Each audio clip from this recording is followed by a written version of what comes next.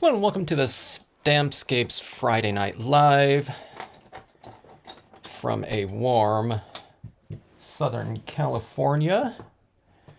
I know it's cold in some other areas, and if so, this what will be an autumn scene, a warm autumn, I don't know, whatever, afternoon, late afternoon, maybe, is for you. All right. So this is a pretty in-depth scene right here. This fencing right here, this cabin, and this overhanging kind of maple leaf swag. Those are from 3 of the new sets, and then we have the old autumn imagery here, Autumn Banks and Autumn Cove, or Brook. I forget what this one was called. Those are from another set, and then I've used the boat here and this little paddle border here from yet another set. So a really quite a kind of involved composition here.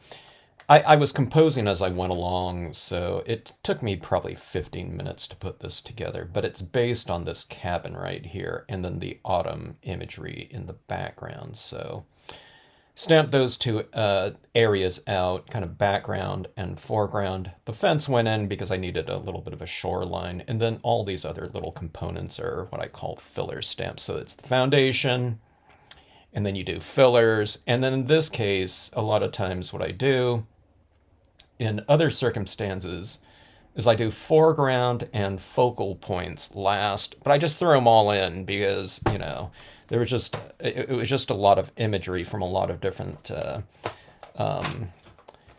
sets, and I just, you know, we don't want to be like going around running around looking for imagery during a live stream. So okay, so I have a lot of area in this water that I want to create blue tones with. I am going to attempt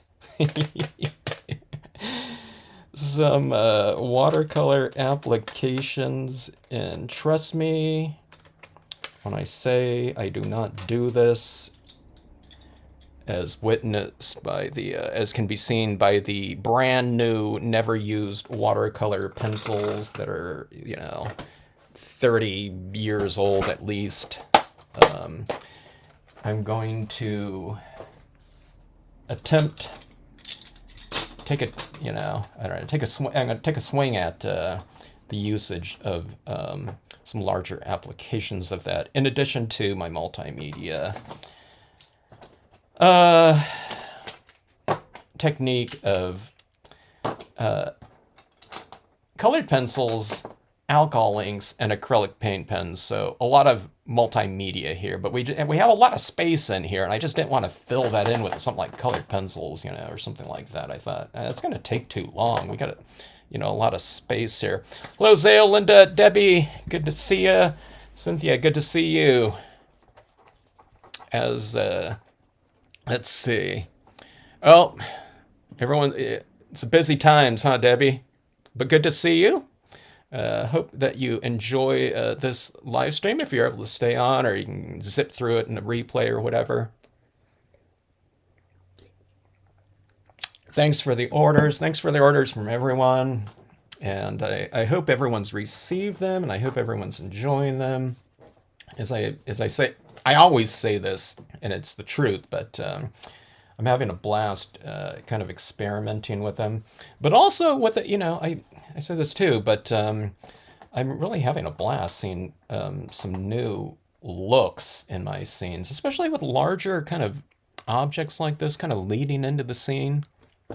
It's kind of given me, I don't know, kind of a different, it's given me a lot of extra choices here as far as kind of the, I don't know, the approach, I guess, to the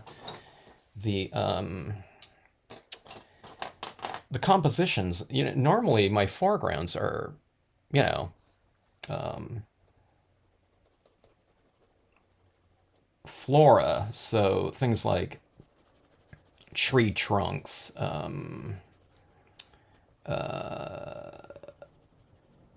reeds large, things like that.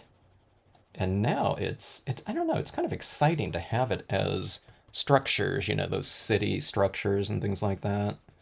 It creates a really powerful lead in.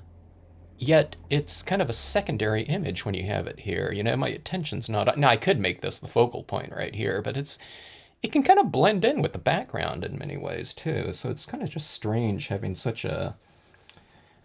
I always used to say that I can do a whole scene like this, and if I have a little cabin like this, let's say there's no other structures in here, and if there's no like people or something in the foreground, if I have a little cabin right there, your eye's going to go straight to it. So it's just kind of strange having this really large structure like that. If we want it to be, it's just kind of like I don't know. It's a secondary visual, if not like a third tier or something like that. Our eye just doesn't necessarily go to it because it draws us into this area instead. So I don't know. It just it's from a design standpoint for me. It's just kind of interesting. All right, I'm just using my regular colored pencil right here to give myself some kind of a foundation to build on some other tones because I'm doing this in theory. I don't know if this is the right way to go, but I want to create kind of a foundation for my lighting scheme, okay? Now I know when I go in with some water over the top of the watercolor pencils, it's going to dissolve and lift some of that, this tone to move it around. So I want something a little bit, I think, established that's not going to move around with the water reactive type of applications here. So anyways, that's my theory here. And again, I don't know if that's the right approach. We're gonna give it a shot. Okay, so can anyone guess where my kind of lighting is going to be in this scenario? I haven't established it yet, but I don't know. From watching these videos before, can you guess where they might be? I'll give you a hint here. Now there's different ways you can do it. It's not like these are the three things to do, but I see three. When I look at this composition right here, it's really busy, right? So I'm going to try to simplify it by, darkening some areas, and then I'll have like a lighting scheme in here in other areas. Okay, so my areas of light, which includes my light source, and then 2 areas of reflected light. That's my hint right there. There's going to be 3 different kind of main areas of lighting in here.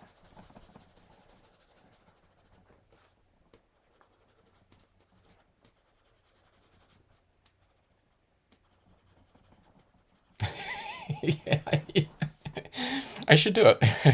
I should bring up those types of things and have like a prize or something like that for whoever can answer it in the future. It's like a game show live viewing. It would make the live streams more dynamic potentially.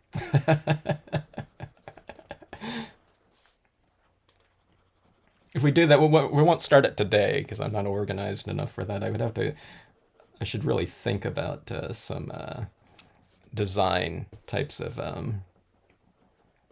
scenarios or questions. But the thing is, about this one, it's not there's no right or wrong here,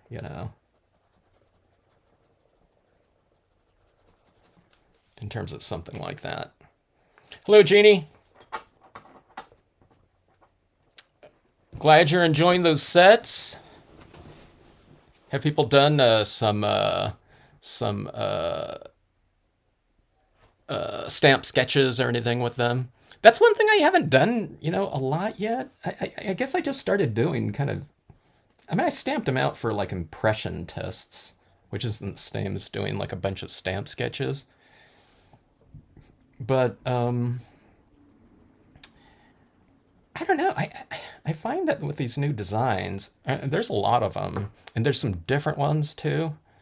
But I feel like I can just get in with them and just start using them in scenarios. I don't have to kind of learn how to use them too much.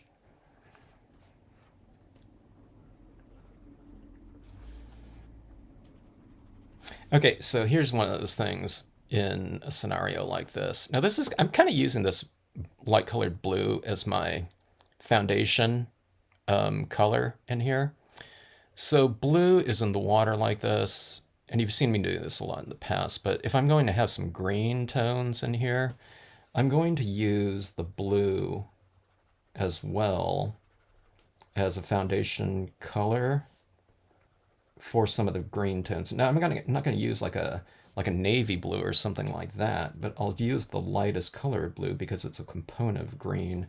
So like underneath these trees in here, I think I want to give it a little bit of a green tinge. And so I'm adding it largely to the darker areas, like these shadow areas in here of these, whatever, the forest floor grass clusters, okay? So here, it's easier to see this right here in the foreground here. See these little darker areas like this within my sedge filler applications like this. I'm going in and starting with these textures in here. And then you don't just do it right in. You kind of add it in those darker areas like that. And then you kind of spread it out a little bit, but you retain some of the lightness in here, in that negative space, and that will result in the illusion. I guess it's not illusion. I guess it'll create your lighting within here by the retention of those lighter spaces like that. It'll get filled in more, but you just don't want to fill it in, completely with your lighter tones. Okay, I'm putting some of this on the rocks again and leaving some of those rocks a little bit light, like that. I'm taking a long time with this blue pencil because it's my foundation pencil. Well, maybe I'll be using some of the next color quite a bit too, but it's those foundation colors that you give the most kind of application to. When you get starting moving up into those other colors, it's not going to take as long because you're hitting it more in like targeted areas where this one's kind of like being used overall. All right, so no one answered my lighting here. That we'll have some challenges in the future, but okay, so see this little area of open sky like that? So usually lighting comes from, the sky in the absence of like man-made light, like someone walking down a boulevard at night with street lamps or something like that, okay? But even if there's not a light source like a sun or a moon in this area like this, which would be kind of cool to have a kind of a moon coming out like this in a nighttime scenario, but I'm going to put lighting right here in the sky because that's a good opportunity for it. Even if it's like a little bit of a horizon glow, it's just something light up here, okay? And then we have a really strong focal point right here in a figure. So if you have a meadow with a deer or something like that in it, or whatever, any animal or people, I usually illuminate them unless you want them to be kind of more of a, kind of a hidden thing coming out of the shadows. Like, if I was doing a nighttime scene or something like that, for Halloween, and I wanted these zombies to be kind of obscured in the background or something like that. If they're not something like that and they're a strong kind of, focal point, I want to illuminate them. So it's like light source right here, reflected light right down here. And then we have this little area down here that's like prime for like a illuminated area, okay, because it's right in front of the cabin. So we go light, light, light like this. Okay, so in order to kind of emphasize these areas, and what that is if it's kind of like strange, but it's all you have to do is you have to think about this in terms of different areas, and you just kind of create light and dark within those spaces. Those ones are really small space in here, but you can see here I'm adding in some of this lighting right here, okay? Or shading, I should say, sorry. Okay, so there's a little bit of darkness and lightness right in here. And we'll do that in here too, but it basically, all it's doing is, here's sky, here's background in here, and I'll create a little bit of light and shadow within here too. But we have this whole area of water, so we're going to create light and shadow within this space. And this is foreground right here, this whole area. So I'll create light and shadow within here. So you're just kind of creating darkness and lightness in each one of your zones, you know. So if you ever have to kind of, if you're kind of uncertain as far as lighting, or, you know, there's just one approach too. But that's the way that I use. I just do things. It just kind of like keeps things simple. You just, you know, create light and dark within each one of your zones, however many there are. You know, maybe you're doing a scene that has like one zone or something like that. It's just kind of light and dark, you know, over the whole thing too, and that works. You know, for a very, very like dramatic, targeted type of application. But I'll usually try to keep this thing oscillating light and dark within each space. But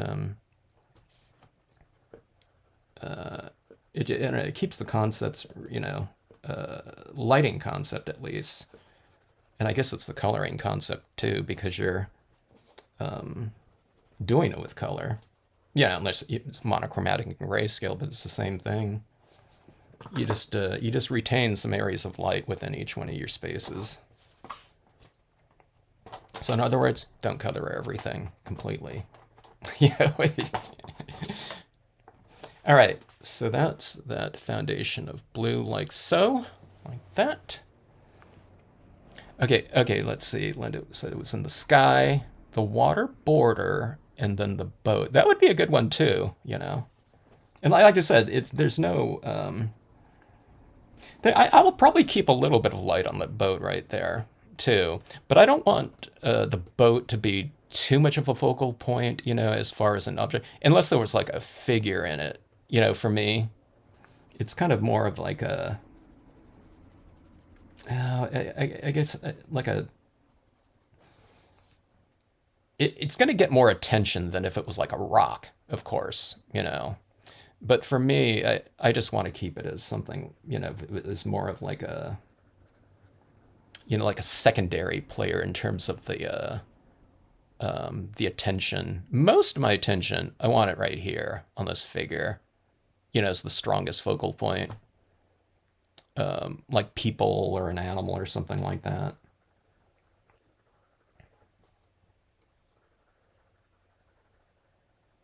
All right, so there's my little foundation with this, and you can see I'm still retaining a little bit of that lighting on the top areas of my whatever little tufts of grass like that. And now here's where I totally get it. You know, when people are doing lighting,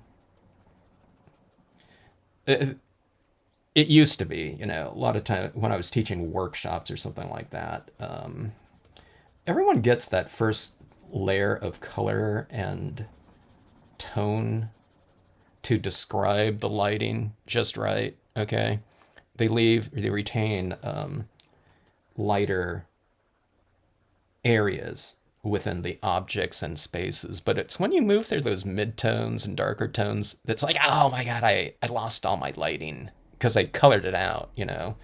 And I totally know what they mean by that, because I do too.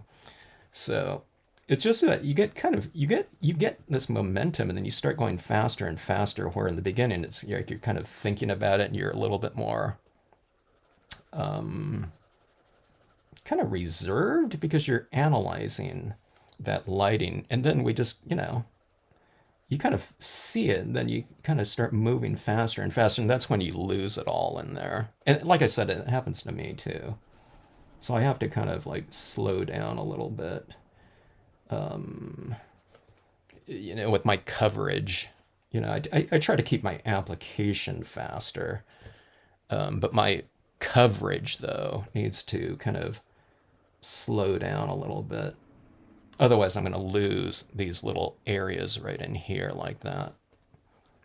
Now, if you determine, oh, hey, that looks a little bit too anemic, it's too white in here or something like that, if you're on your darker tones, then go back to your lighter ones and go in there. Because what happens usually, what I used to see in the past is it's the darkest color that often fills in too much because they might be applying as much of the darker tone as they did with the lighter one. So lighter colors just use more of it. And then as you move through the value scheme, just kind of apply a little bit less. Or again, if it's looking a little anemic, then go back with the lighter tones and maybe add more of it, or a darker kind of application of them.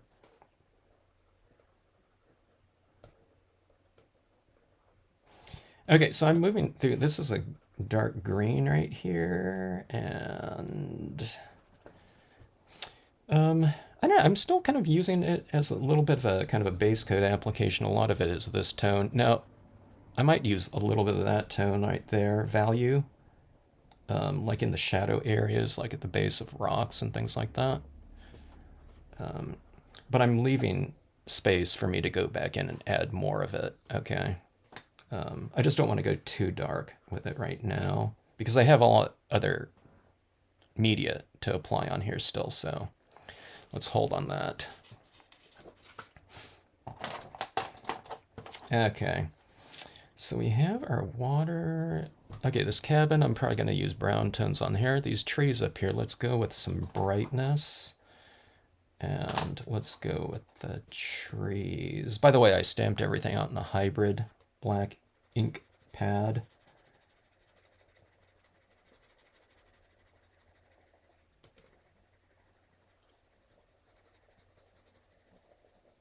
I don't know if that hybrid ink, is going to run when I use water over it. I'm hoping not. I don't know, does anyone know if that'll run with water? It does have dye-based ink in it, in addition to that oil-based pigment ink. All right, so there's my yellow. It's a really dull application of that yellow, or ochre, I guess. What color is this? Yellow ochre. Let's use some of it down here as well. See right there, still retaining a little bit of that white. Let's do this too. Okay, so let's use a little bit of this in this wood grain right here, just to give it a little bit of continuity with the whatever surrounding tones. I'll bury it though, this yellow ochre applications with variations of brown. See, this is what I do on mine, but who is it? Is it Bonnie? I forgot who. They have this other technique of they don't combine a lot of colors and merge colors like that and harmonize like that on the Facebook group. But I totally love that look though too, because it creates a lot of separation between the imagery and spaces and things like that.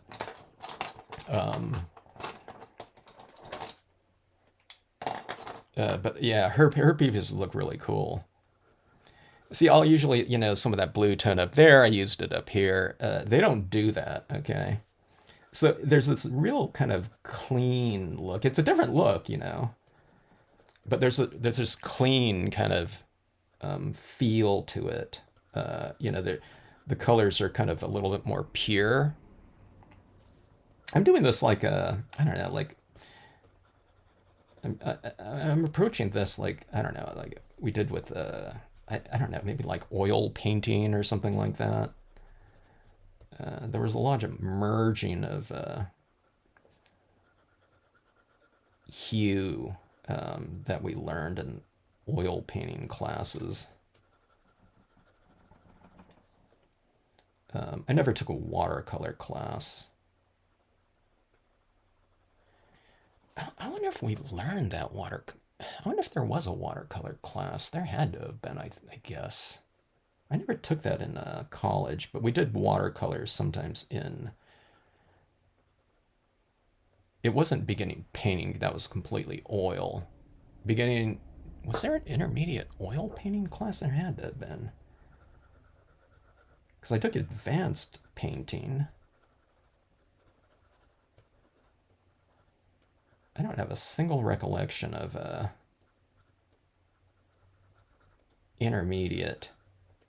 I don't know. I'm guessing that's where that's what I'm kind of doing here. I never thought about it before. All right, so then anyways, here's some browns like that. I wasn't a good oil painter. Yeah. All right. Let's see this boat right here. What color should we paint that boat?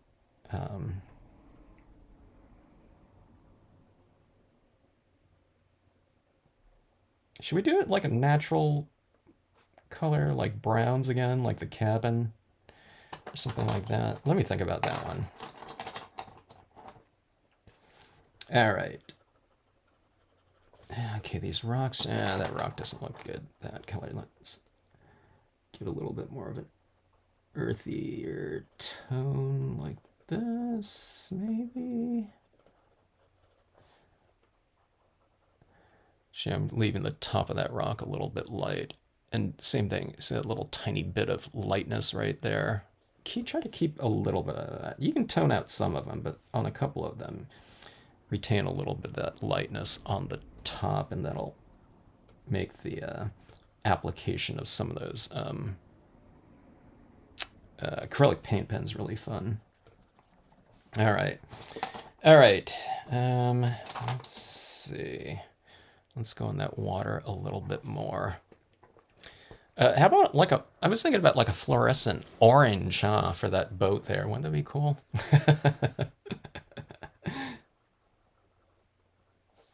That might be kind of cool. I'm joking about that, but it'd be kind of interesting if you did one of those with like how it has like one stripe on it or one rung of it. It's like a different tone of wood, or I don't know if it's a different kind of wood, but or they stain it a little bit of a different color for design. That might be drawing a little bit more attention to it though, than what I'd want here.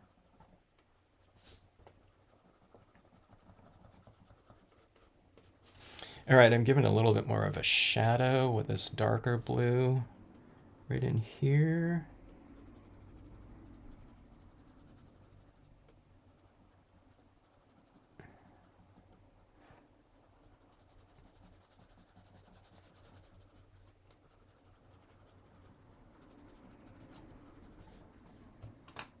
This is coming together a little bit faster than what I thought it might. You know, I'm still working on the kind of the foundations, but yeah. All right, let's bring in a little bit more tone here and vibrancy into the trees. Here's something where I'm like consciously thinking of the retention of some of those lighter areas within the tree. Okay. So what I'm doing is, it looks kind of like this, I'm sure, you know, if I'm just doing that, but I'm targeting those kind of darker areas, not completely. It's not like, oh my God, I went into the light right there, you know. See, I'm just trying to create a little bit of variation in here. Here, this top of this tree doesn't have anything. It needs a little bit. Like this.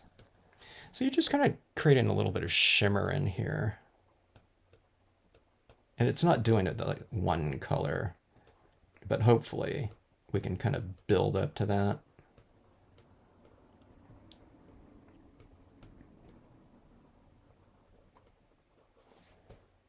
Something like that. It's starting to come alive a little bit more, isn't it? You know, with some brighter tones. Right now it's kind of, everything's a little bit kind of more pastel.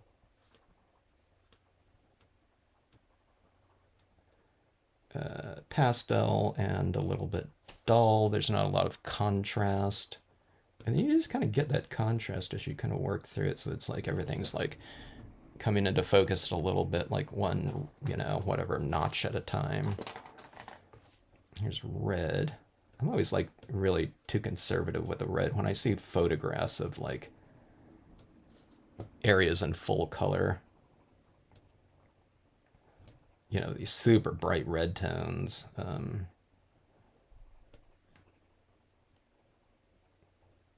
I don't know, it makes me think about my own applications of it within like trees like this.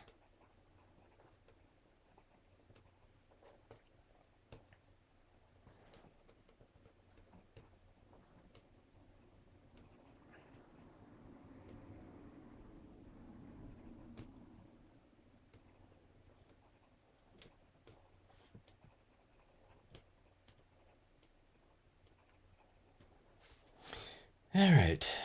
Yeah, it's kind of bringing it to life a little bit. Does anyone get any good fall colors where you guys are? Like Linda, do you get fall tones up there in BC? Can you, let's see, speak to the primary motivation of your scene protagonist? Is he peddling? It's kind of interesting you asked that, okay? Because when I was doing this right here, this one's in silhouette right here, okay? So it's both with any kind of silhouette like that. They could be coming towards you or away from you, okay? So I did think about that when I was stamping this one out, okay? Because I have this other one that's not in silhouette, and they're more distinctly, because you can see their back.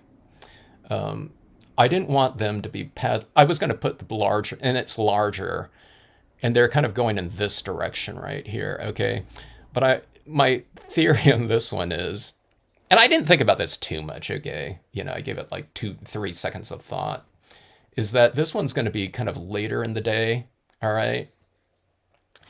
With a little peekaboo area of light, okay? So for me, I see them as like coming home this way, okay? But, they could be going out into, the night light too. So yeah, it's kind of up to the interpretation of the individual. If they're, that's something that they're going to think about. But yeah, it's interesting that you asked that. Yeah, I don't know. Like for me, okay, too, when I was like in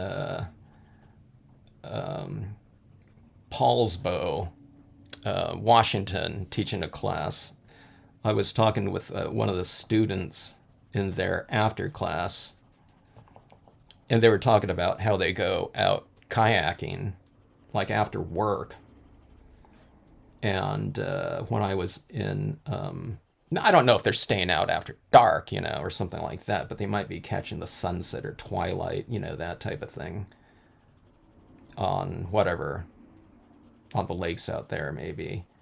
And then one time when I was in Rome, New York, upstate New York, which is like right at the, I don't know, whatever, the one area of the Adirondacks, a couple of students in there that live around there, they were saying, yeah, they go out and, they go out kayaking like after work, in the, the warmer months.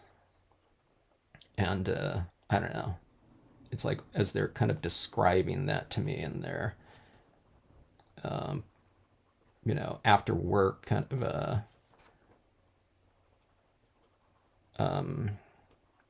whatever routines or something. I don't know, not routine, but you know what I mean. I thought that'd be really cool. So sometimes, when I'm doing these scenes, I have some people go like kayaking under the moonlight or something like that. I think that would be really cool. I was someone that always liked going night surfing when I used to surf. Not in complete darkness. You'd go at the underneath like a pier, or next to a pier, that has lights, and that was some of my favorite times. Or like surfing around sunset when it's turning into twilight and it gets darker, and you can see the stars coming out. I always love that.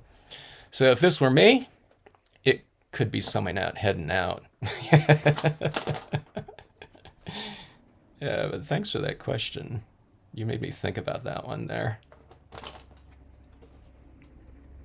It was an evocative question.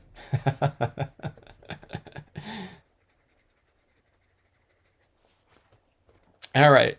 So a little bit more brightness. I forgot to bring some of those reflective types of tones down in the water like that too.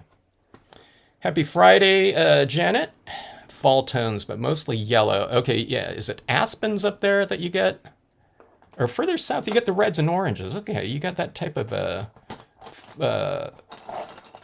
deciduous flora there, huh, Linda? I love fall. That's definitely my favorite time of year. Not because we see a lot of fall tones like in Southern California, but um, I like going into areas that do have some nice fall foliage. And it's always my favorite time to travel too because of you don't get a lot of people out, it seems. It's after summer. The weather is fantastic usually. So less crowds, fantastic weather, and color. All right, I've decided to go with the brown here. I don't think it was like so much of a conscious decision as much as subconscious one. Or I figured, just do anything. Do any color. I love those like handcrafted wooden boats that are just kind of natural wood color too.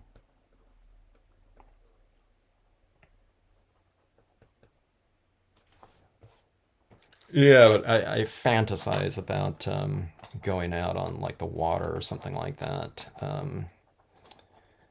A nice, beautiful kind of late afternoon, sunset times, twilight. And I've never paddle boarded before, but I always thought it'd be cool.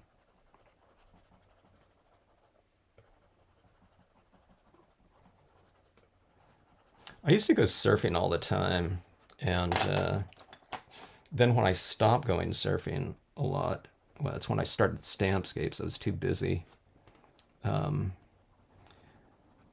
but also, I was living in Huntington Beach, um, and I didn't go out very often. So when I made it out onto the water, I wasn't acclimated anymore. And I would get sick every time because there's like, I don't know, like funky diseases. So I get like these flu-like symptoms all the time. Every time I headed out. I think I even got an ear infection one time.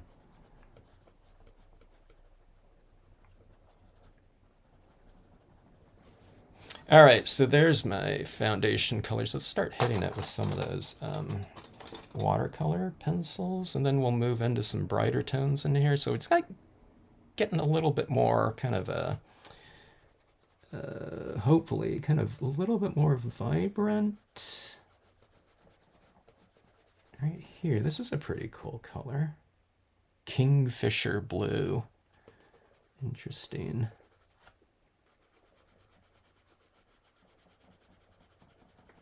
I like these watercolor pencils just as colored pencils too. They kind of apply kind of like a nice buttery feel.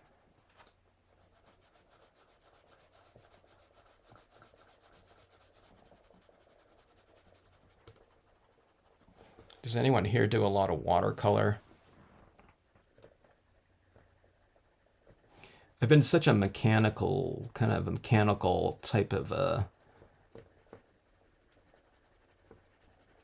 whatever, precision illustrator. There's a lot of technical pens and things like that, detail oriented. That's my main thing in terms of visuals and things like that. So I don't know. I've always loved like the more washy, kind of amorphic, types of media looks. The spontaneity, like watercolors. Not that this is watercolor pencils where I'm applying it, perfect. But I love that whole watercolory look. Super gestural. Maybe it's because, it's just I'm not good at it, or it's just I don't know. It's not something by nature that I'm, you know, it's not my strong suit. But I've always loved that look.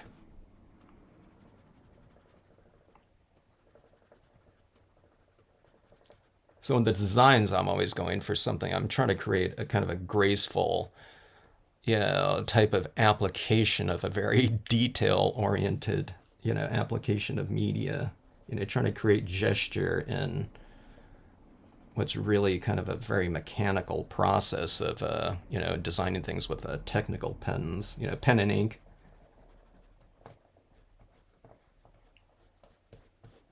All right, so there's some of that blue in there. It's going on kind of rough over some of those waxy applications of the colored pencil, but again, I'll hit it with a little bit of water to kind of move it around a little bit, and we'll see if that works.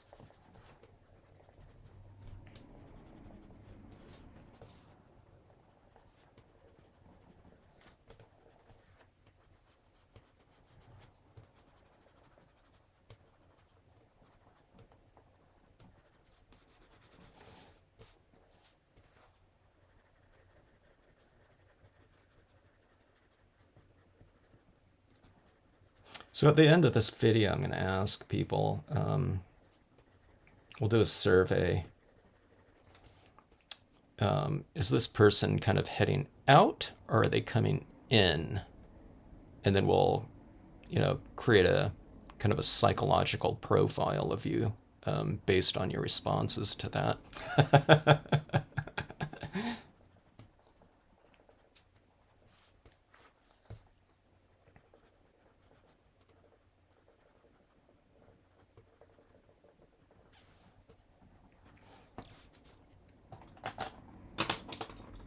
All right. Let's see here. Let's go on. This is a little bit of a darker blue right here.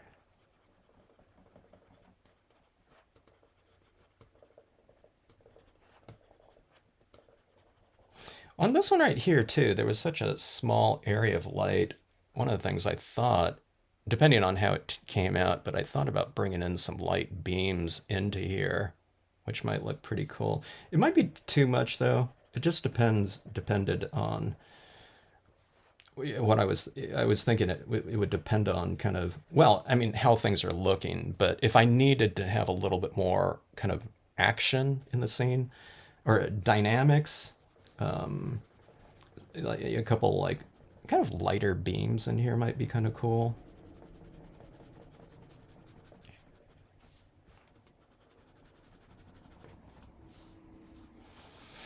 Okay.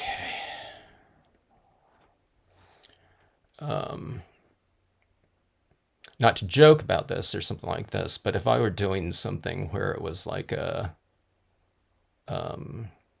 sympathy card or something like that, and if I knew someone really liked the water, okay, or something like that, I don't know, or someone knew someone that paddleboarded especially or something like that. But if it's just like going to the lake or something like that, I would do a card for someone that had these beams coming down like that over this figure.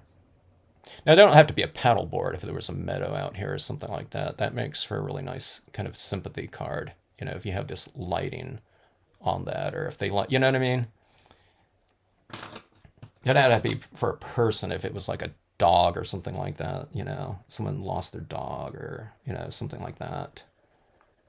Light beams are really, kind of an elegant visual, and that type of, for that type of situation. All right, so here comes some of this red right here.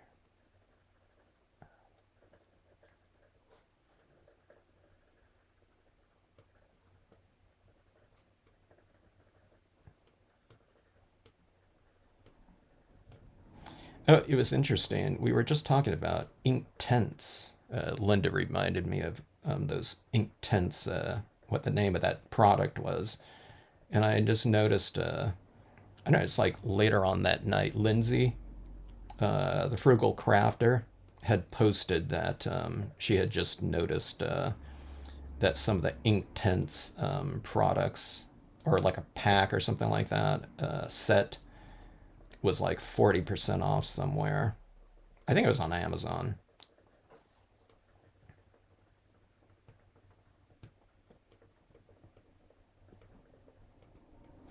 All right, so there's a little bit of a brighter reds in there, like that. I need to keep these pencils separate, I guess. All right, let's go to that darker blue one. What is this? Ultramarine. Oh, I love that color. Well, Bonnie, let's see. Thanks so much. Have to index them and get them in binders. You have a lot of work because there's a lot of new designs, aren't there? Yeah, yeah. The more you use them, the better you will get. I use the Eco line from Royal Talons. Now, what is that? Eco line from Royal Talons. Oh, thanks. Yeah, thanks for the thumbs up. Okay. Yeah, there was an ultramarine blue. Let me see what this one looks like. Yeah, there was an ultramarine blue. Is it the Barrel Prismacolor one? I forgot. It's usually one of my favorite colors. I like those blue tones that are pretty dark and rich.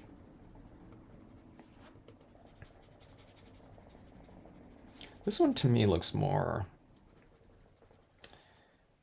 I don't know. Yeah, I guess it looks. I guess it looks ultramarine. It just seems lighter. I guess if I go hardcore with that, like that, it looks ultramarine. This is like my first time using a lot of these colors here out of my Derwent. Was that it? Derwent, yeah, the Derwent pack.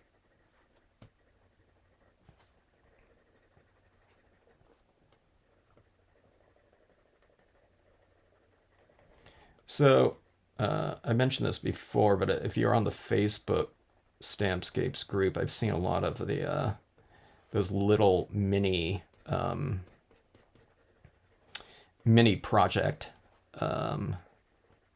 challenge posts by everyone, and those are I'm seeing some really fun kind of mini scenes, 3 by 3, 2 by 2. I don't think there hasn't been as many 1 by 1s, and I haven't done a 1 by 1 yet either. But I just did like a couple, like a domino one, domino sized, I think. The 1 1/4 by 2 1/2, I think that is. But anyways, I'm seeing some really fun stuff up there, by the way. Okay, I can't find my little tile that I just did. I think it was yesterday, of that girl walking down the street. But those have been really fun to do. Maybe that's why maybe that's why kind of subconsciously I'm doing like a larger, kind of more involved piece today, because I've been doing like a lot of those minis.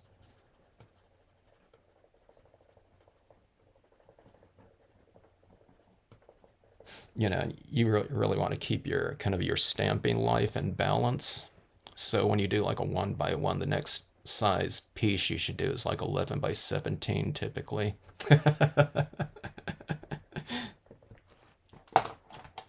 All right, let's give some vibrancy now. See, the brighter I get up here now, just to keep things in balance within the piece right here. So I'm going in with this colored pencil here. and giving a little bit of a brighter tone. We're getting into, I don't know, quite a few layers in here. So again, you want to, with all those applications, you want to see, if you can, try to retain a little bit of those lighter areas. Kind of, you can go back in and reclaim some lighter tones too. Lighter values, I should say. With your acrylic paint pens, which are fun to add in those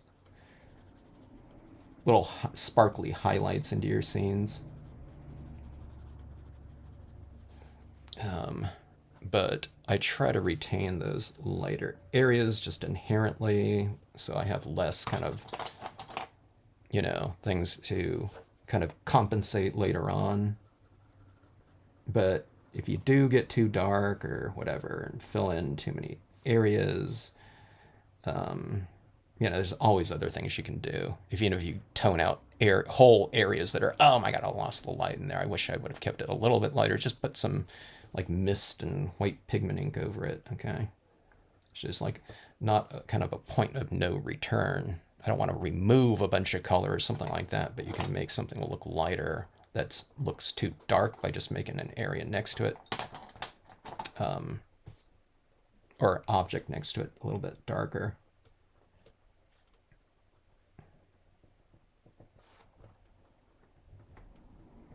Dark green, kind of like a foresty green here.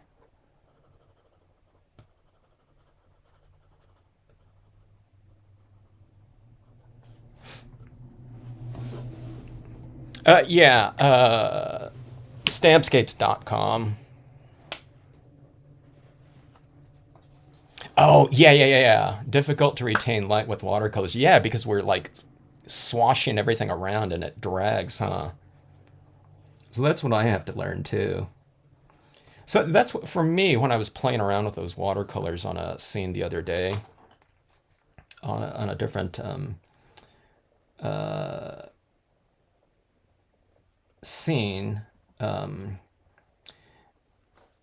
I was applying some, I'll show you what I do on here. I was applying some color and my brush was too wet. That's why I kept thinking, okay, I need to go drier with my brush, so I'm not spreading things out as far.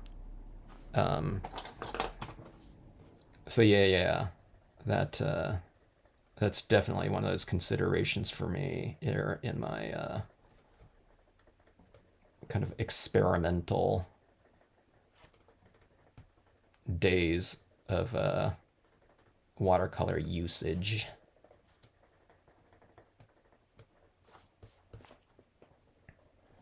All right.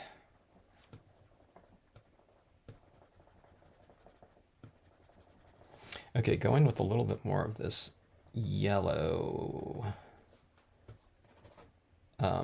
watercolor pencil, because I might want to spread some of that. Or down here, I need to be careful about that. Maybe I shouldn't use some of this, because if I go with the blue and I'm going across that, it's going to create a green area, right? Okay, let me see if I can create a little bit more shadow right at the base of this right here.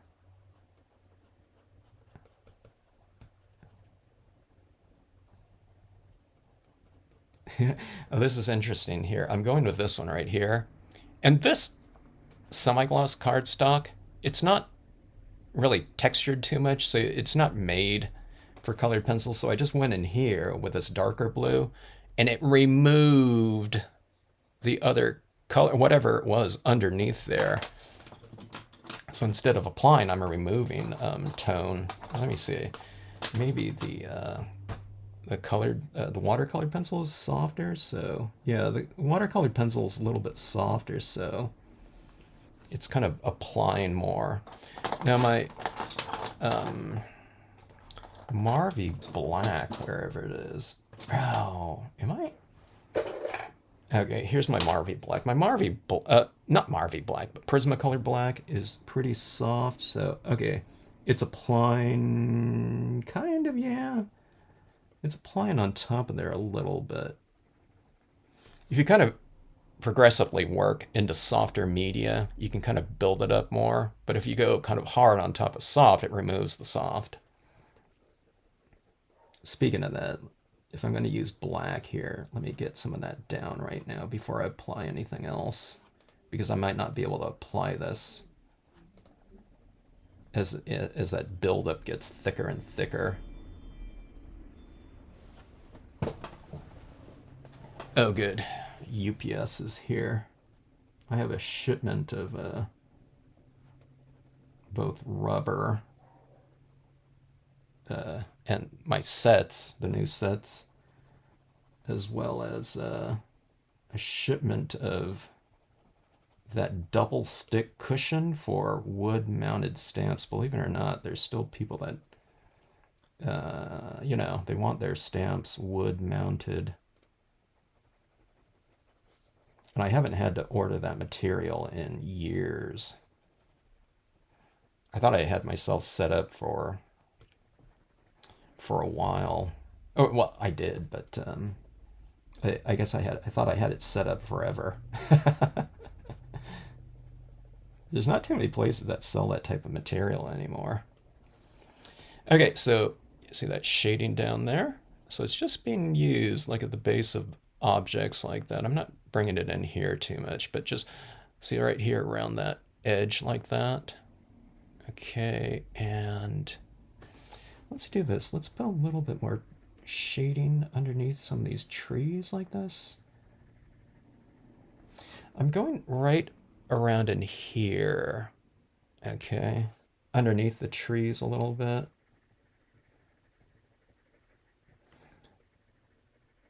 So that makes these trees kind of stand out a little bit more. You make this area right in here like 5% darker. It makes the trees seem 5% lighter by contrast a little bit, so.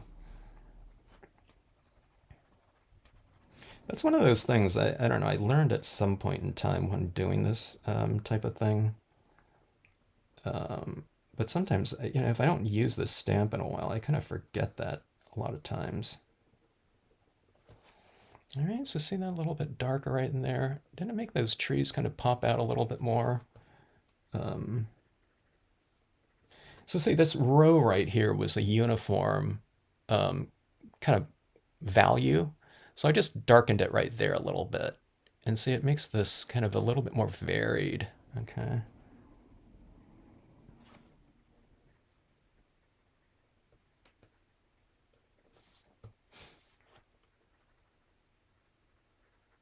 Okay, that looks pretty good.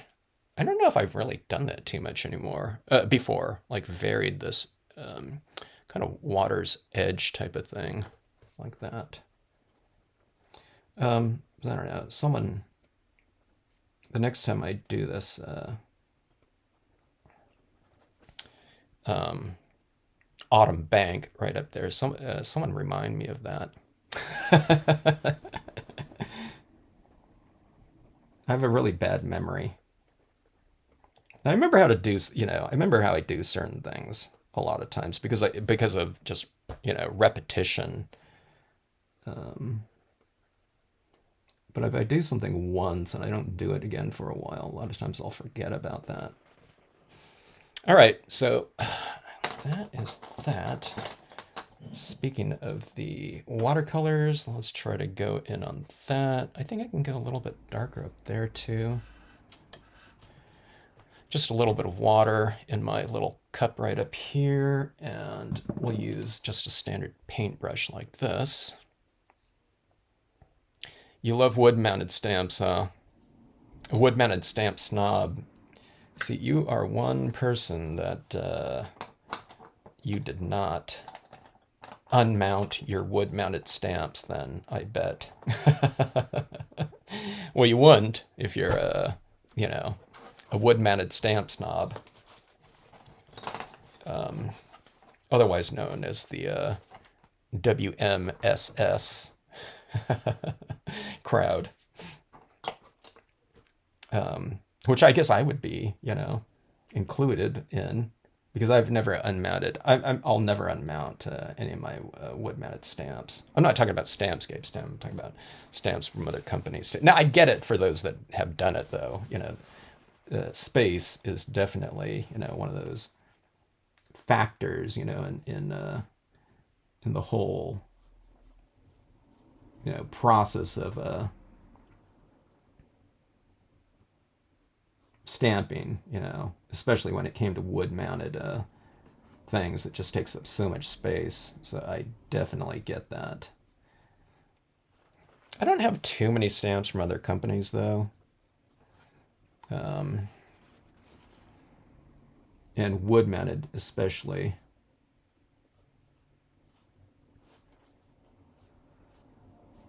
I think most of the wood-mounted versions that I got were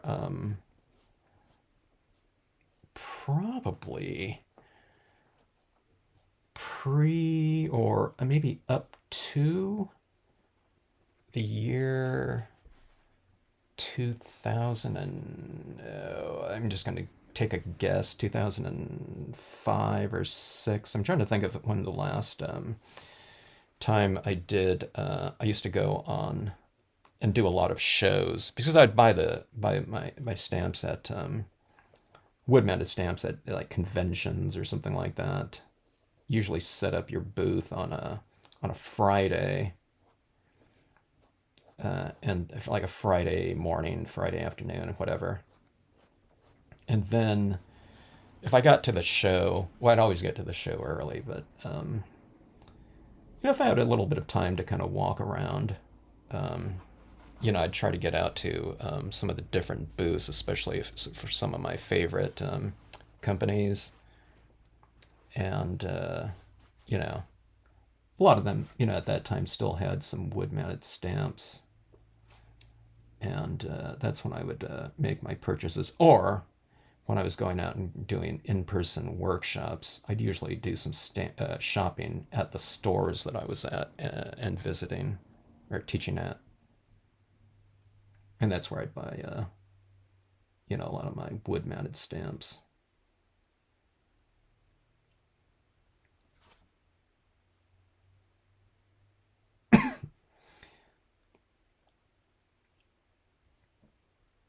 Kind of think about that. I guess it was back in the day too that there were some stamps that were kind of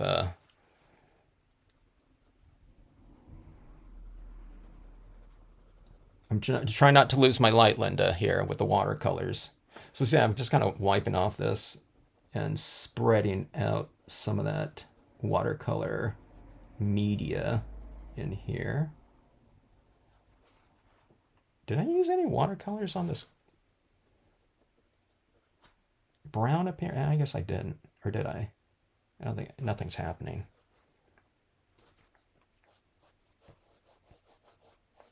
So I kind of like this washy area down here in my water with the watercolors. Usually I haven't really done too much of that in the past, or maybe at all.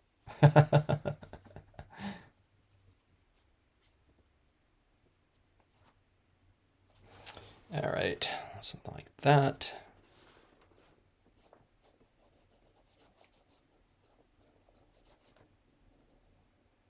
But yeah, I remember going to some stores and finding some stamps that I had been looking for, or that people had asked about.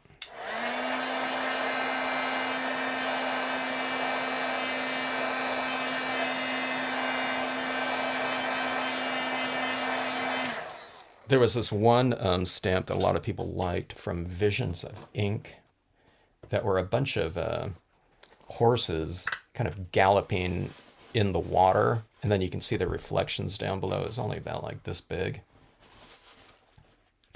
And this is pre, I don't know if it was pre-internet. Well, it wasn't pre-internet, but it was pre, like, I don't know, like live streaming type stuff. So I think it was on the Yahoo groups or something like that. Someone asked me if someone was looking for it. And I remembered that stamp because I had seen it used in different scenes before. by people. And some people asked me, hey, they said, hey, can you draw that? Because Visions of Ink went out of business. And by policy, I don't know, just, I don't know if well, it's kind of by policy, but it's one of those things you just don't copy other people's designs. That was a big no-no in, you know, like art school. It wasn't like copying other students mostly, but it was like, students were very aware of all the artists, professional artists out there that were already working, and you didn't want to do anything kind of derivative um, of it.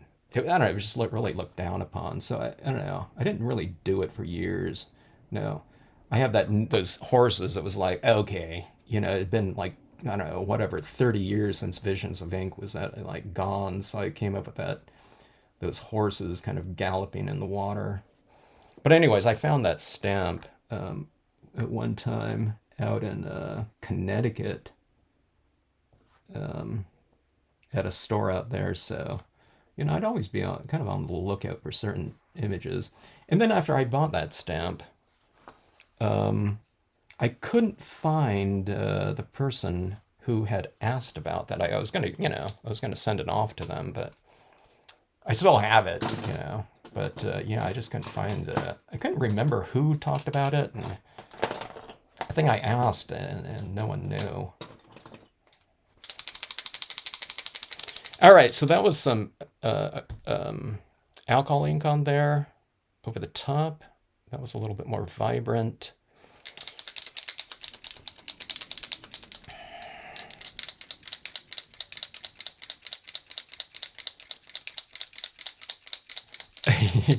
You would never unmount your. Yeah, it was. I remember one time. Where did I see this? Someone that had unmounted their stamps. Space considerations. They had made with their wood mounts. I don't know. Maybe they're larger wood mounts or something like that. Like a path in their garden. Maybe it was like a path for gnomes or something like that, something small. But they posted a photo of it somewhere, and it was by the way, acrylic paint pens like that. Am I done before I go on with this one? Yeah, I guess so. Am I done with the other type of media? Because a lot of stuff won't stick to this if I start laying some of this down. So this is usually one of my later types of processes here.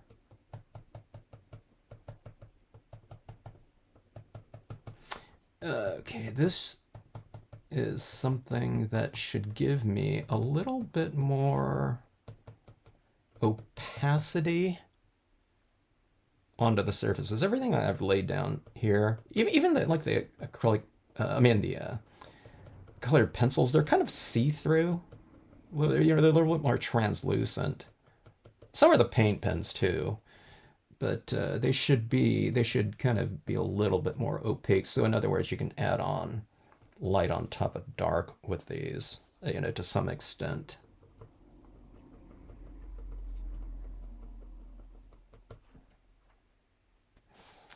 All right, I don't want to go too crazy with this, like I always do, but all right, so we're bringing in some of that lightness into these trees and hopefully some shimmer. These are the 3mm acrylic paint pens. The 0.7mm extra fine would also be good, but it would just take me longer to do, so I'm not going to do too much with those. Okay, see that nice little shimmer down the water reflecting the shimmer from above.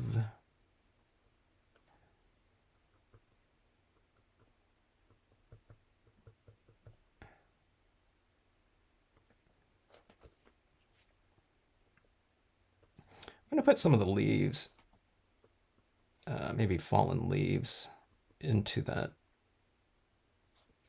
forest floor below my objects in here. So it's just a little subtle kind of little drop of some of that yellow in that space.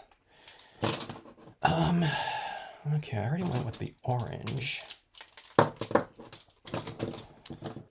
Let's go with some green here. Let me see. I'll bring some of this into it like this. This is a little bit of, I don't know, what, fluorescent yellow right here.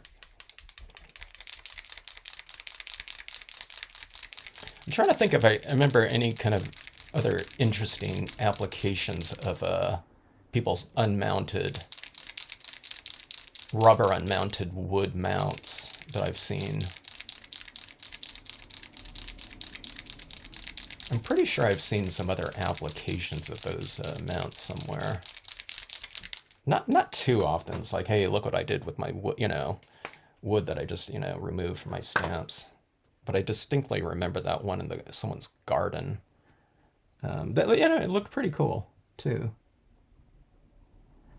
Okay, so I'm adding this right around in some areas in my grass. I'm trying to put it in an area that's kind of the same value. So like this color is fairly light, and I'll put it in that area of the same value kind of. So it just kind of makes it a little bit more textural. Like that down in there. So it kind of mimics some of the textures that are going on in the background as well. That. It's still looking kind of busy, but that's where my white pigment ink it kind of solves all of that for me. Okay. Let's just move straight on with the white here. Hopefully you'll be able to see the white because of the contrast it makes a lot better. And now we're going to go with 0.7 millimeter too, because in this scene right here, unless I have like really large trees, I don't really use the white too often. My white, like 3 millimeter one. Okay, it's just going to leave too big of a thing, unless there's an area that has a lot of white in it, to create some extra shimmer. All right, let's start adding it in. I'm adding it here to the top edge of my grass cluster. You can see how that kind of stands out a little bit more.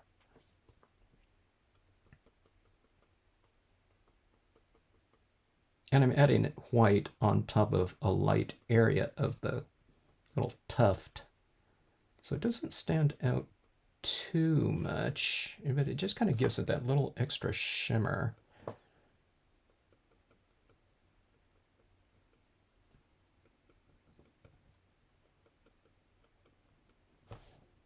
Okay, now see there's right in here, where this grass in here, I mean, it's defined somewhat, but it gets a little muddled sometimes, or a lot of times. Maybe it's all the time with my layers of color that I lay down. So if I put this little highlighting in there like that, we add that crisp little element, and my applications of color don't look so muddled anymore.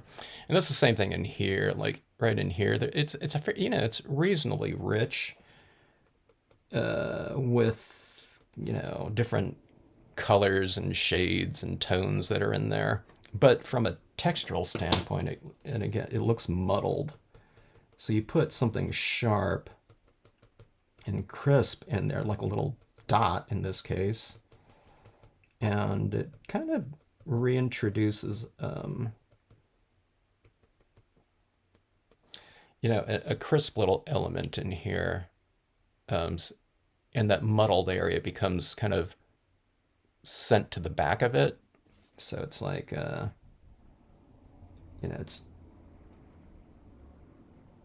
a little bit more distinct. So we start off with crisp impressions, and I muddle it all up with tones and color, and then I bring back that crispness again.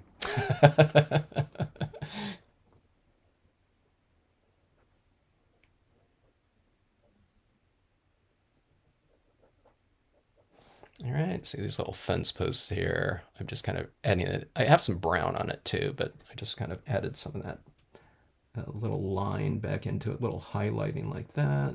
Here's these rocks right here that, I'm just bringing in that lightness again on them. Here's this little down here. So you add a little dot of light into it, and it kind of makes this area kind of stand out a little bit more because you're extending the contrast level it up where it's like dark, and then you have that light in there again. But it might just be a smaller area of light, if you color something, but you just add in, like this rock right here, it's in this blue tone area just because, I toned it out accidentally like that. But it's not accidentally, you have that color in there, but then you just bring it out like this again, with a little bit of light like that. It makes that, rock a little bit more three-dimensional looking.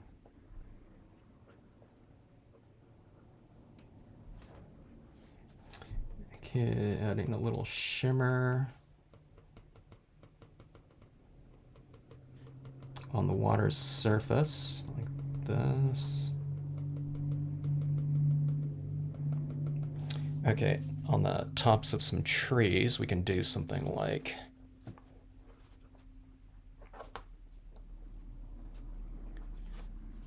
tuna I can see that. I don't know how to pronounce that whole name right there, but thanks for checking out the scene here. Something kindergarten.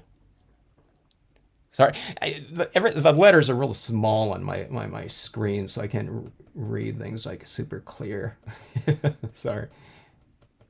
All right, so I'm adding this into these trees, and see that little shimmer in there with the white like that? Isn't that fun?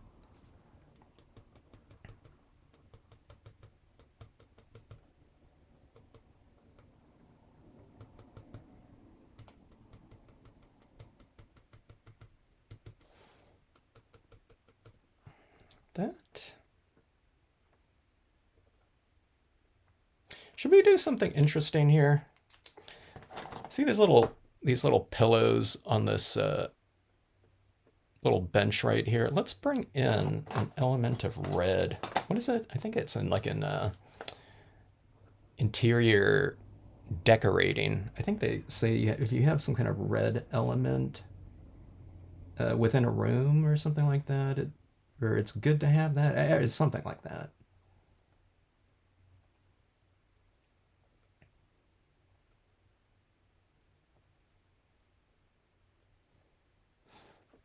I think I noticed that it's in some book I read that, or magazine, I should say, one of those interior design magazines, or just magazines that had interior design in it, whatever.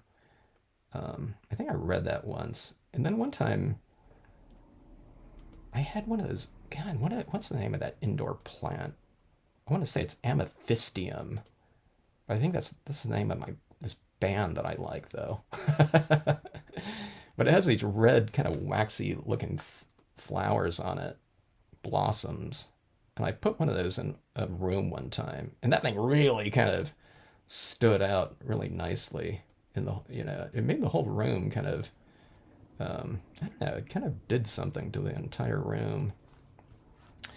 But anyways, let's put these little pillows here a little bit, kind of lighter, variations of red,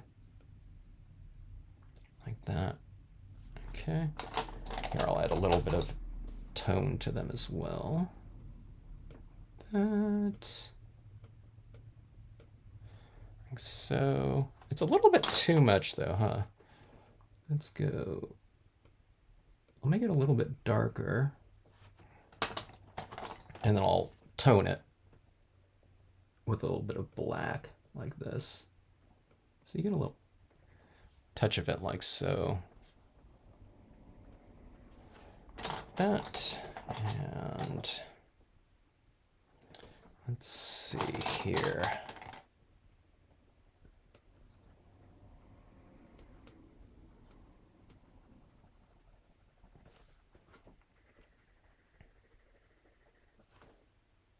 Fine tuning some lighting here now with my black again. Like that. Let me see if I can go over this now. But I've kind of moved some of that color around a little bit with that colored pen, the watercolor. Not really. I just wanted to create a little bit more shadow at the base of this boat here in the water.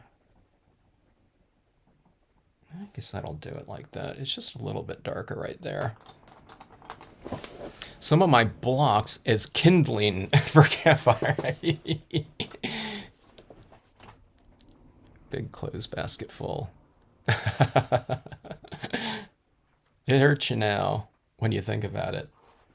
You probably need a lot of space, Linda.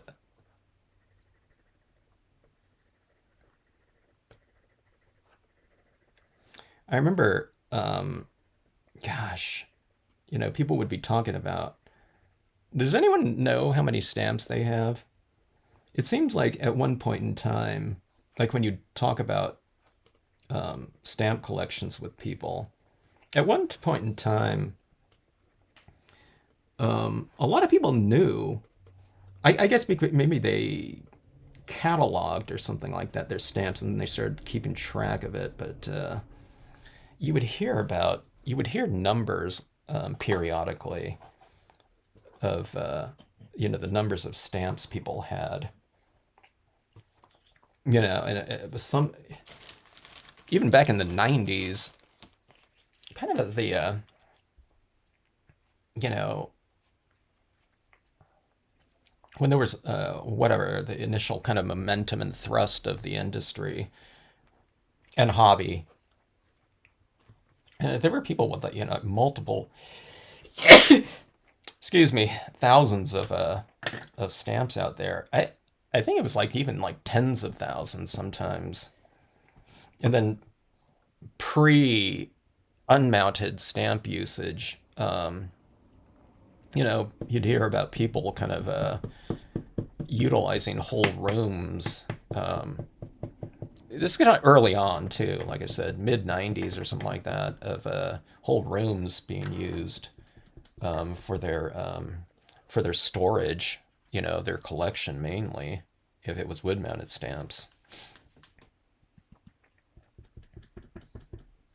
I don't know if Rubber Stamp Madness too. Maybe they had photographs of people's stamping spaces, but it was pretty crazy about the accommodations of that format of stamps.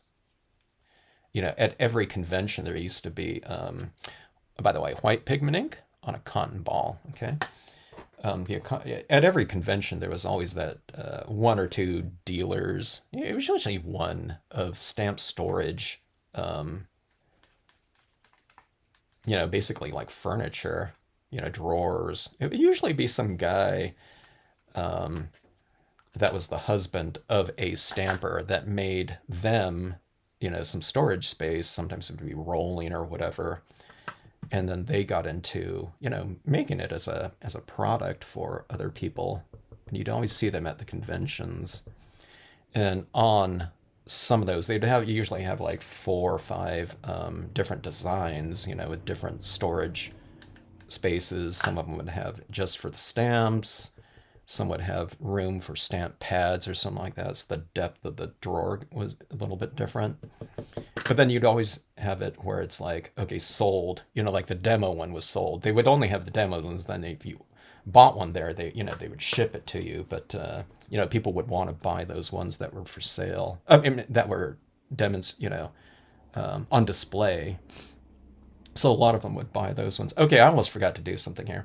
See that where I'm kind of bringing in a little bit of that pigment ink in there? We'll start to tone this whole, or texturize this whole piece. But before I do that, one of the things I always like doing with my white pen in here, around on these trees in here, you can see these trees in here, the area underneath the trees. You can see the trunks in there. Now sometimes I go dark and you can't really see them too much. But one of the things I like doing on some of these trunks, I always flip this down so I can do this kind of check mark, this more gestural kind of mark, is I put this right at the base of the tree like that, and then I come up into it. me see, my white pen here is like clogged with some colored pencil or something like that.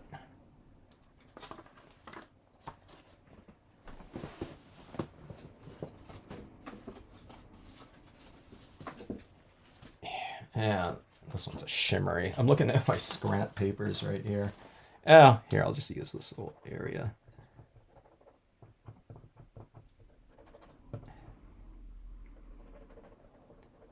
My acrylic paint pens can get clogged a lot of times in the feeder hole for my usage of it on top of things like colored pencils, or especially the pastel pencil. Okay, let me see if this is going here. Here we go. So I go like this, and I just do a quick little kind of gestural mark up the tree like this. I don't do it on all of them because it gets a little bit too extreme.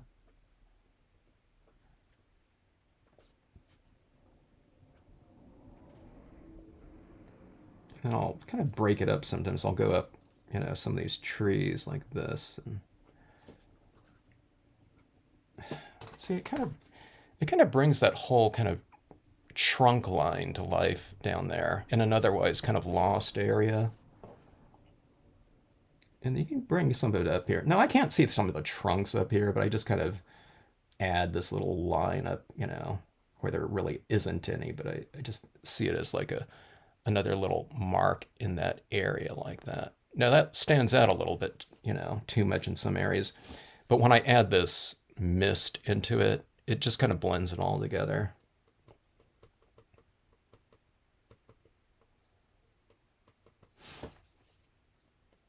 Now that I've added that trunk in there, it stands out a little bit more, so it kind of gives me a little bit more opportunity for some extra little highlighting shimmer too, because I have something bold enough in there now in the form of that little thin trunk line to add a little bit more of this texturing in here, like that. So it kind of brings it to life a little bit more. Okay, Stampers Anonymous. Have you ever met Tim Holtz? Oh, Stampers Anonymous? Yeah, that's Ted's company, right? Have you ever met Tim Holtz? That's how I got into stamping. Yeah. Tim Holtz used to work for Ben Franklin, I think, Crafts or something like that, as a stamper. So I haven't really talked to him very much. I would see him once in a while at the social after the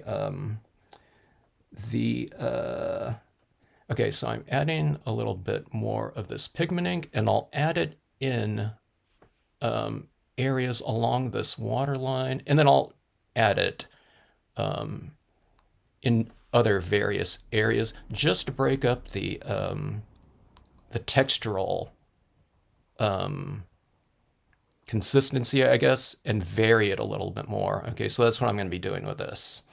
And I start off with the areas that are a little bit lighter, because those are the areas that, in theory, you'll have reflected light reflecting off of, in this case, this mist or fog that I'll add in here, okay? Yeah, but I would see Tim at these socials after the Cincinnati show. I didn't talk to him with him very much, but yeah, I like his stuff, especially the distress inks, and it's always great to have someone, just in general, for the entire industry, have he's at a little bit of, like a celebrity status or something like that. But what happens is, if any shows that he was going to, it was always good because you'd have people that are excited about going to the show, so it's like something you give people in the hobby something kind of to look forward to, and there's an excitement, and that's what was really great about him, especially when he was doing a lot of shows and traveling and things like that, or teaching workshops around, and that's always good for you know, like people's passions. And then too, like the distress inks, it wasn't just another line of similar products, okay? You know, I've never met a ink pad line that I didn't like, okay? But his was kind of a different take on it. They were a little bit duller, not in terms of interest, but they were duller in terms of the vibrancy. I was used to working with all Marv inks, which are my favorite inks because they're the brightest tones. But those aged, more distressed ones answered kind of that other side of the vibrancy, the intensity spectrum, because they're supposed to be old and aged looking, right? So what that means is that they were kind of a little bit duller, lighter, and more aged looking as a result of it. You're supposed to be, you know, like you're looking at something that, you know, it was old. So that really kind of filled a nice niche within that product's, you know, whatever space. You know, everyone, you know, typically is going for like brighter tones, the brightest colors. That gets the most attention, okay? But in a scene like this, see, you know, I'm trying to create. Now, I didn't use distress inks in here, but it's the same type of thing. I don't want this blue right in here to be like super bright blue, you know, everywhere. Now, that might look cool, you know, and I might do some applications of something like that. But usually I like a little bit of a range. I like brighter colors and duller ones, okay? Or duller areas, areas that are bright and dull. And then usually when you have that, if you have duller areas within a scene like that, then the brighter ones stand out more by contrast. So again, that's, you know, those distress inks. The initial ones, I think they're making a lot of ones that are more bright, but they're just calling it distress. You know, just, you know, they don't want to create a whole nother product line at this point in time. So I know I've seen some distress inks that are brighter colors now, but I understand it from a marketing standpoint and, you know, not coming out with this whole other thing, and distress already is kind of established so people know it. But having some of those duller tones like that, for me, they made perfect foundation colors too, you know, to give like a whole wash of, you know, whatever antique linen or old paper or something like that over my whole card. And then I would build up my colors on top of that. So they made really fantastic foundation colors, base colors, in other, you know, in other words. So yeah, so stuff like that, you know, was really a great addition to things. Now, I'm not too aware of the like the Stampers Anonymous. I'm more aware of his stuff with the Ranger, you know, the Ranger product line. But Stampers Anonymous, I know like Ted. And you know, I've seen his other, you know, stamps periodically, like stamp sets and stuff like that.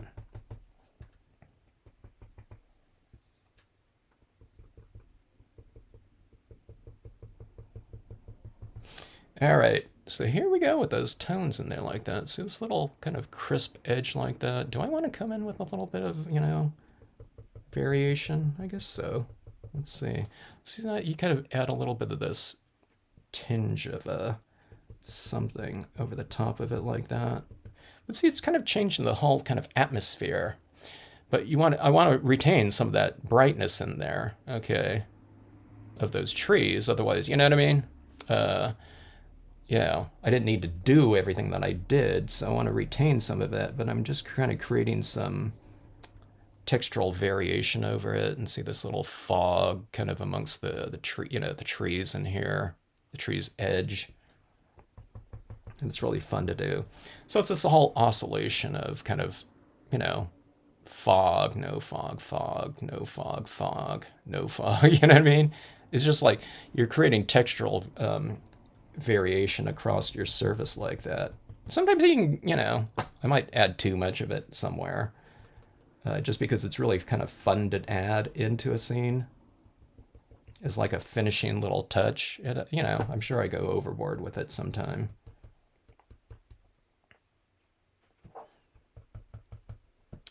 But I think in general, it adds a pretty nice finishing touch. Areas that get too cluttered, I add it in and it seems to remedy that. Or, if I do a blob or if I accidentally have a fingerprint or something like that in my scenes, I just know that I can just go over it. I can darken it or I can lighten it too. And it just kind of minimizes, the look of, certain things that, you know, where I've just gone with too much of something. So this whole thing was, before I add some of this thing, I liked the look of it, but, in some areas it was like, too vibrant, like it was vibrating with, texturing in here. So you just kind of minimize some of it just by coming in a little bit over the top. This one's coming a little bit from the bottom right there or throughout like that. Like those little tree trunks in there. So see this right here? You put that in there and the contrast between that little white little check mark on some of those trunks like that, it's a little bit more minimal because the contrast isn't as much as like over here. But you keep some of that over there, but then you just minimize some of it like that, and it just kind of brings everything together. I'd really kind of always say this, but I'd really kind of recommend for the people that are doing like this type of technique and adding layers of things like that to, to utilize the use of soft light like that, because it can really, for me, especially early on when I started playing around with that, it can save a lot of scenes and make it look really good, and everything that you've done a little bit more purposeful. you know, so it kind of, it pushes back, areas that might not look, the way you'd like it to. It pushes it back like, 3 layers or something like that in space, but then it looks great, in there, with the addition of that texture and light like that. So, anyways, so this one right here, it didn't get as dark as I was, thinking about. It's still a little bit light. I could probably tone a little bit more around in here. Maybe with the, I can probably come over with like a cotton ball or something like that, to strengthen a little bit more of the vignette. But I think I'm just going to stop right there on this one and call it a scene like this. So here's the new imagery right down in here. I use my old fence from the fence grouping like that. And I thought about putting another tree, like a couple trees in here before I did the scene, but I thought I wanted more water space, so I just left it like that. But I don't know. A lot of different layers in here. I almost feel like I'm doing like a painting or something like that, even though the watercolor applications were pretty minimal. Oh, great, Aaron. Yeah, I hope you enjoy your sets there. Um, Yeah, and if you ever have any questions about the usages of them or anything like that, let us know. Use some of those, yeah, Tim Holtz products. The Tim. I mentioned in these videos before that one of the things that I haven't used, I think it's Tim's product, right? Are those oxide inks? I've seen some really cool applications of those oxides before. If I did those oxides, I would do it in that style, which I've seen the most of in terms of scenic stamping, where they just put those oxide wash applications down. And I'm guessing they just kind of spray it with like a water ball, from distance, or a little squirt, where it splatters it. And then it has that water reactive thing where it kind of like spreads out a little bit, and you get this kind of texturized, kind of amorphic background paper, and then they stamp right over the top of it. And I've really liked those looks a lot, especially for things like the more silhouette styles of trees or something against kind of this patterned textural sky. I really like that look with those oxide inks. But yeah, I just haven't gotten around to trying that out. Hello, Janine. Glad you like it. Keep it easy. Keep it an easy process. And just if you work through kind of those lighter tones, as far as like something like this goes. Now, if I was to do this again, where I saw, how things came together, especially with my watercolored pencils, it would go faster.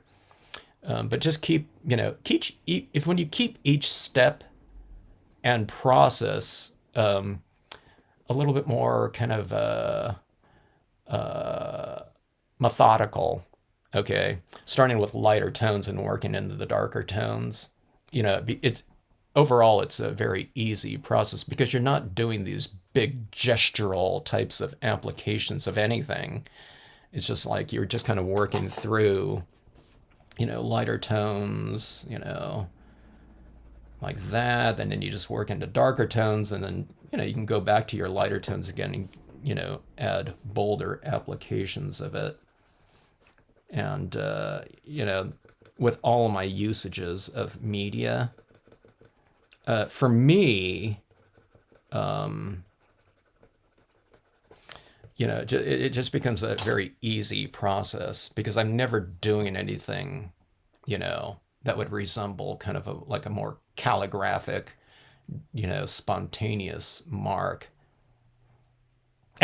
For me, I do like those more spontaneous marks, though. I don't know if Jeannie's still in here, but I call her method of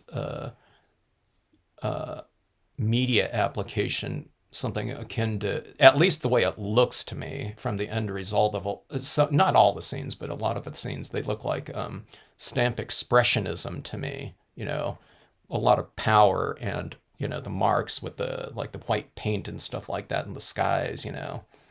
I love that look too. But if you want to do it, with like colored pencils or something like this, just keep it nice and easy and just build it up kind of methodically. Again, I do like the more spontaneous gestural looks of like things like watercolors, though. I'm just not really, good at that. So everything's a little bit more, like I said, methodical and kind of, I don't know, is it tentative? I'd hate to think of the processes of that, though, but it's more like a old school like painting, and getting your composition in and just like multiple layers on top of it. That's what we used to do with certain types of oil painting. It's more along the lines of like layered, monochromatics or something like that, in the spirit of whatever, like the Dutch masters. Not, I'm not doing anything like that, but it's working thin to thick too, as opposed to something like a Van Gogh. I'm just bringing up these names just because people would know that their styles or something like that. Frame worthy. I don't know about that, but we'll format this and put it in some kind of card format, Linda. I wonder if I can add on, I don't know if there's room for like a little word stamp in here that I would add on top of this, but I'll probably double mat this. And anyways, I wanted to see in this result, or whatever, in this composition right here, I wanted to see what the new imagery would look like in a little bit more of a kind of a full kind of, whatever, I guess, a busier composition with a lot of the older designs in here, speaking of, the autumn banks and things like that. I've been doing kind of more minimal compositions, or something like that. Here's the same cabin right here on the vintage floral paper like that. But, just a couple images in the background. So I wanted to see what this would look like with more kind of action going on it's the same size setting, but it just feels a little bit larger in here, involving things kind of going off into the distance like that. A lot more textures. So, anyway, we'll have to do more things with that too. I want to do this one with some pine trees and things like that, and like a northern light type of setting. I don't know, a gazillion other compositions to come. All right.